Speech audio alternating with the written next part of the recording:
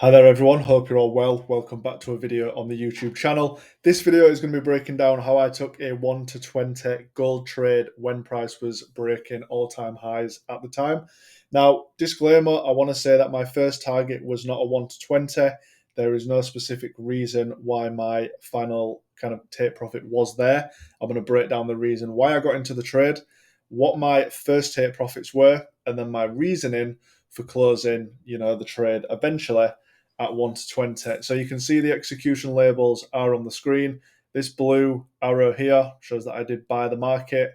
Here we've got take profits and then a further take profit all the way up there at the final red dot. So I'm just going to go into replay mode to show you the reasoning why I entered this position. So if we just zoom in for one moment, something I want to say regarding gold in the 1 minute, just like any other time frame, gold loves structure. Whether it's moving to the upside, moving to the downside, you've got break retests, double tops, head and shoulders, absolutely everything gold really likes. So you can use that to your advantage when you are trading. Now, the reason I was confident in this position, if we have a look at what the market was doing, you can see here, albeit it's very, very short term, the market was moving up, and then you can see the market was moving down. These are not long-term substantial trends. They are just moves when on a higher time frame, you're basically just going to be looking at a small pullback, whether it to be the upside or the downside. Okay. So what did I identify looking at this market? Price was moving to the downside short term. Price created a head and shoulders inverse. So what you can see is that price came back and retested this kind of left shoulder. So you had a left shoulder, I suppose this would be the right if it's inverse, but just looking at the screen, you've got a left, you've got the bottom or the head, which is inversed as well, and then you've got the other shoulder there. So this implies to me that price has created a head and shoulders at a decent level of support that was historically held, and following that, I am basically just looking to take a position from this area.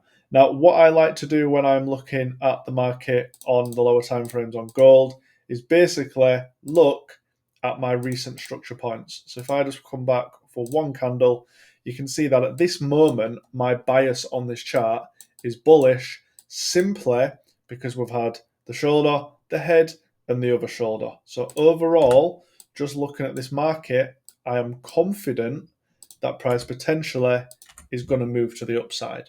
Now, what can be my target if I was looking to go long? I've got some highs up here, which would really be my first target. Now, what's the reasoning for why I entered the trade? If you look here, my bias is from this point bullish. So because my bias is bullish, I need to find somewhere I want to enter the trade. Something which I've found works really, really well on gold is that once price closes above or below a high or a low, above a high, below a low, you can tend to find that once, even if it's something small like this, you might get an immediate retest before price continues to push to the upside. So the minute this candle closed, I used to hover with my buy limit set.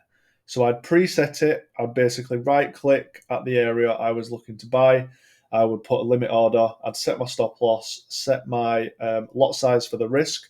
And then once this 1 minute candle closes above the high, I'm pulling the trigger to basically set my limit back on the level.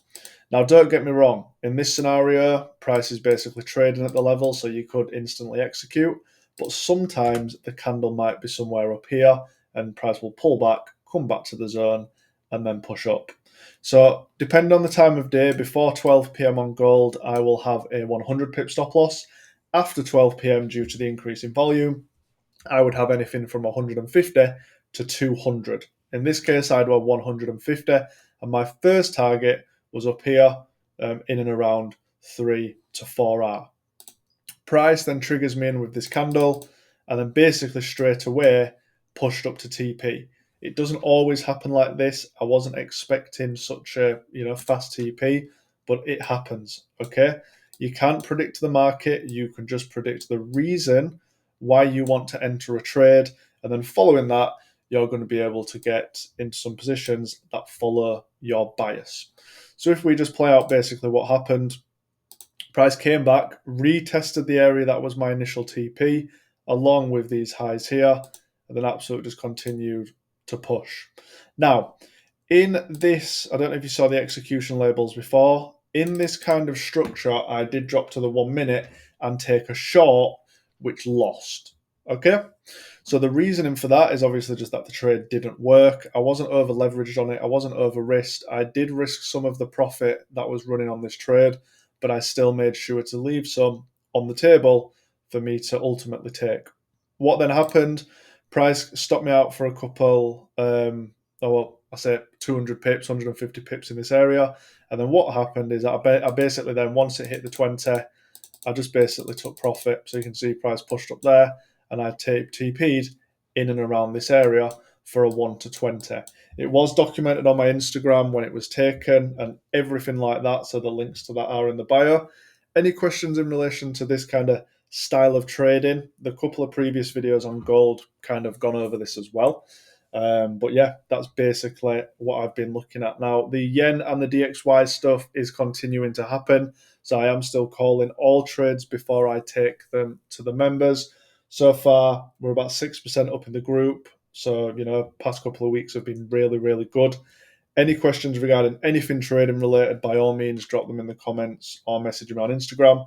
We're nearly. I want to start pushing potentially for 6K on here, 6,000 subscribers. So obviously it's appreciated if you do subscribe if you're new. And yeah, any questions, let me know, and I'll see you in the next video.